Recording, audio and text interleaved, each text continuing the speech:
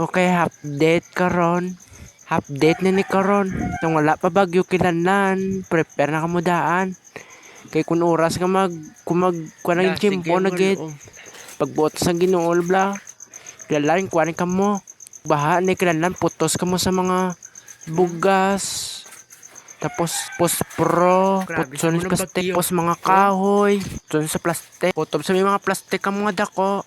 Oh, ipang ano yun na pang putson yun na kumiyara ka mga plastic ang dako. Kailangan sang wala pa bagyo, kailangan prepare ka mga daan. Kung gabagyo na daan, kailangan sang wala pa prepare ka mo. Putos ka mo sang bayo. Putos ka mo pila ka bayo da. Pag gusto ko mo kung pila. Tapos ang pospro, putso nyo sa plastic. Tapos bugas, putso nyo man sa plastic. Tapos kung magtigaan ka mo, kailangan mga lamisa na butahin sa babatop nga hindi mabasa ka ulan. Tapos ka mo sing kahoy, pag uling. Mga tubig ka mo jag butahin sa babatop kung sang wala pa kung may mga agdan ka mo. Kung wala da mga tawag dan, hulam ka mo.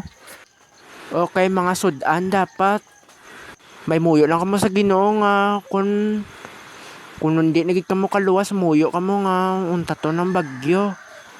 Tinyo nga gisaka sa nga top na kung naguba ka tobe muyo ka mo. Nga ano na. Okay, mga pinggan na bala, bambutay sa baba top, mga kompleto tanan. Bagyo. Kutsara, kutob sa may mga plywood ko mo da, butay sa baba top. Pag gusto ka mo kung ano da sin. Kung may mga trap pala ka mo, tayo mo na kung may mga plastic ka mo bala. Tipide na. Di kung mga damo plastic sa mga piakbalay, ngita ka mo. Ang kutob sa mga iba may mga plastic, damo plastic. Wala plastic, kilalan kung mga ayo sa inyo, dapat tagaan yung wala. Magwala ni boss. Kilalan, buligay tatanan. Update tatanan, kabilugan ta. Oras na magbagyo, warning na nga daan. Kita tanan, kabilugan ta di tanan nga lugar.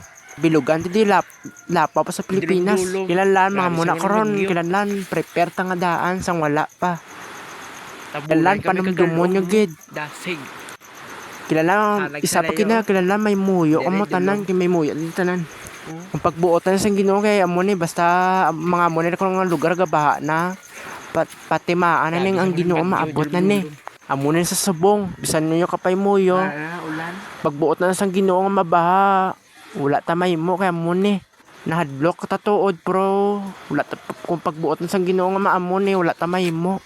Ti kung mayo binuhatan ti amo na makalangit tatanan. Muna sa patimaan ng lugar ba maabot na dason.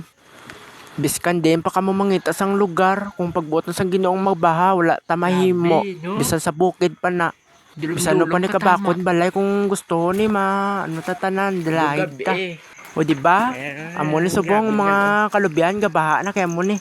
Patimaan na sa Ginoo nga kilala ng tao magbago na pamalandong. Kung kadumdum tanan ng mga tao sa Ginoo. Te amo ni di monta tanan mga amo ni mga baha ni. Pagkilaw naman sa tao oy. Kilala muyo ni tanan kay para hindi magamo ni. Kung gusto, dapat gabi-gabi dapat muyo amo para hindi magamo ni. Para kung mayo tanan binuwatan. Mayo nyo binuwatan te amo ni. Pag-abot sang Ginoo nate malukom sa din. Kung magabot ang Ginoo ni damo pa ng mga kalamidad, may linog, baha lugar, masunog ang lugar sa init. May litik tuta, magwa ang tubig, maba din ang lugar. Damo ng kalamidad. Pagbuot na sang Ginoo, pos agyan pag lugar buawi, pos galupok ang kanlaon, gailig ang laba. Busilingon na, mga gaamo na gaba mga lugar karon.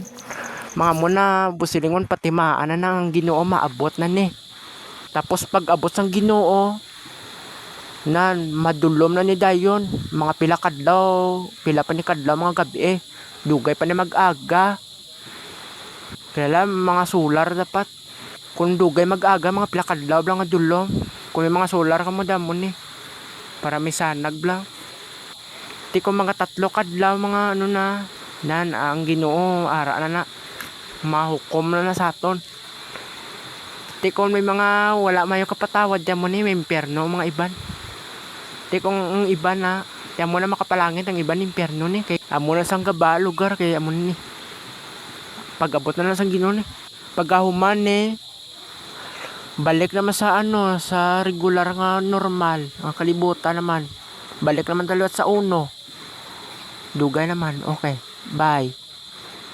Kilalan, update ka mo. Update ka mo ha. Kilalan, hindi nyo dapat pagalipatan. Okay, bye. Thank you so much.